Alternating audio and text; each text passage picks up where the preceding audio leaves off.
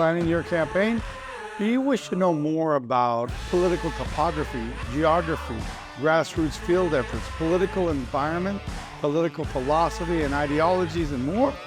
Well, then this episode of The Heavens and the Earth in Political Campaigns is for you.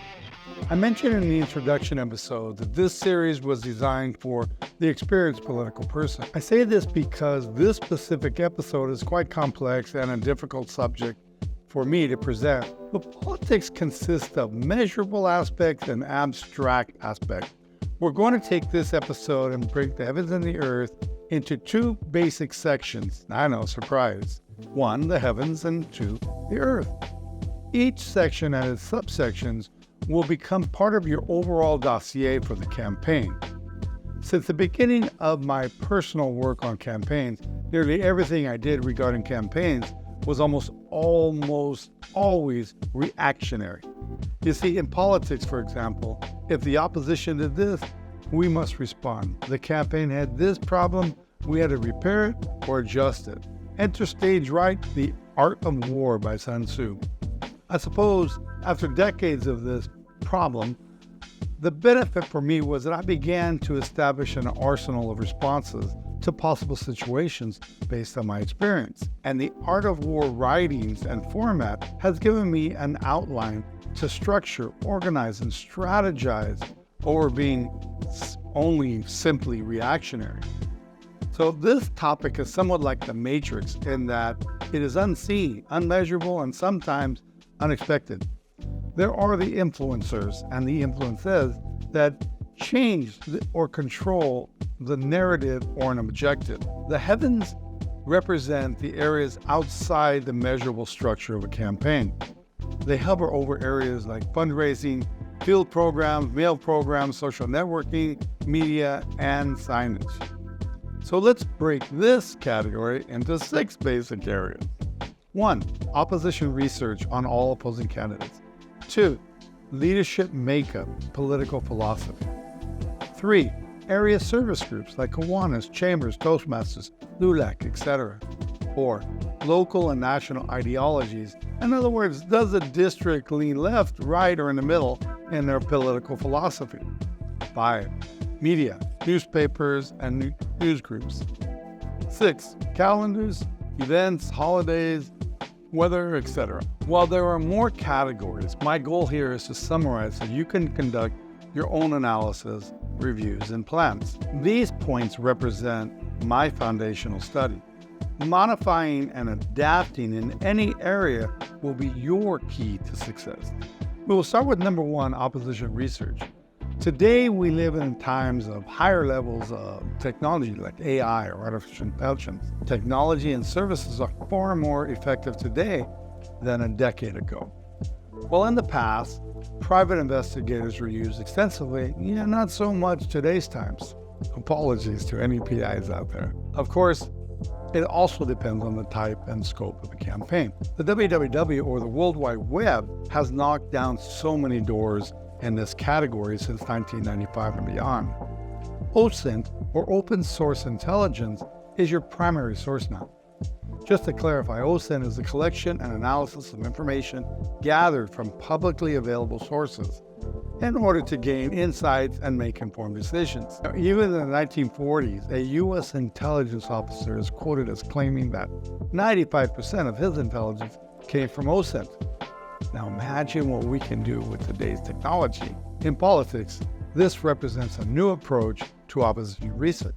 There's now an immense amount of information when using OSINT, or Open Source Intelligence, on the web. Even YouTube has channels that are covering OSINT, and they can teach you many of the techniques I use. But before I leave this section, I want to leave you with some advice. Feel free to dispose of it if you wish. The last 10 years have been filled with fake news and bad actors in politics. Should any opposition research be used in a campaign I'm working, I, for one, will run 3 tests before I use it, as I believe you should as well. Build your campaign with integrity, ethics, and truth. You'll sleep much better, win or lose. Number 2, leadership makeup. So let's break this into 2 areas. I know. A, Political philosophy. Elected officials within the district and around, they can often represent the ideology of the district. Newspapers, editorials, columns also offer a glimpse of the area's ideologies and political persuasion.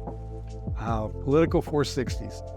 These filings are a good feel for those who are the major donors. And historical precedents. These are the points in time that seem to remain in the memories of the 3% or the leadership of the area. Presence of the vested be. Well, who are the vested? Well, they are clearly a covert or secretive group focused on money and power.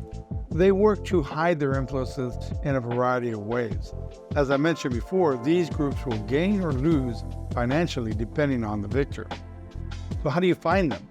Well, start by searching for those candidates that are extremely well funded. The funding sources are often not from a single person or a PAC, but rather from an associated groups of people. Also look for those who become well funded in the face of a serious opposition. Well, where can you find the vested? Begin with an oral historical knowledge. Then use that information to validate and find proof of their existence.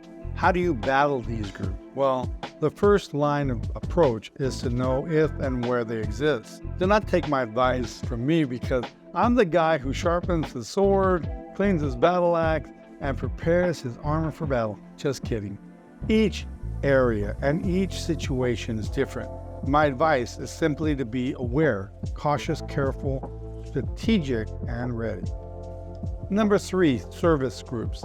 The depth of each service group's influence, resources, and utilities must be explored in these basic areas. Number 1, influence in messaging, networks, and exposure. Number 2, resources and assistance and knowledge. 3, utility in assisting in fundraising, volunteers, and structure. And 4, the influential power of their endorsements. To start, you should make a list of these groups, leaderships, members, and contact information. This list will be an ever-expanding one from here. Even groups like Toastmasters has utility. They can help with public speaking, speech writing, and in some cases, they can even help you in speaking in multiple languages. Identify and use their influences, resources, and utilities to their fullest. Number 4, local and national ideologies. Every community or district has a pulse, per se. You're looking mainly at the local socioeconomic makeup and the voter file representation and presence, which of course will be different than their census or population stats. From here, you can determine the heartbeat, blood pressure, and oxygen level of the district. Sorry, I'm a caregiver to my mother. These areas are a great tool and they have a substantial impact. In the area of local businesses, they are extremely helpful in other areas like campaign fundraising and exposure. And here's what I mean by that. For example, if you're visiting a local restaurant, a salon, auto shop, etc., to give your position and to ask their opinion, it will pay you back 5-fold on your efforts.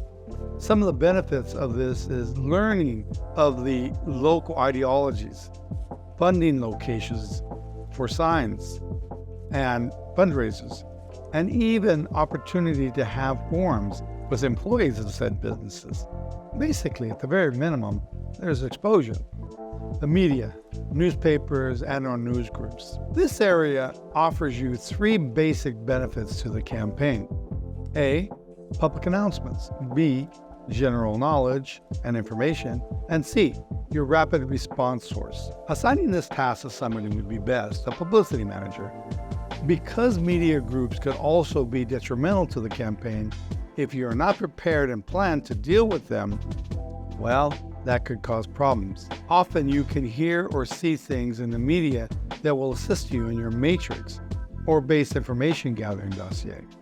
Finally, once you have your list of media groups, you'll need to identify those that allow for letters to the editor or comments on their websites. The reason here is partially because of your rapid response program.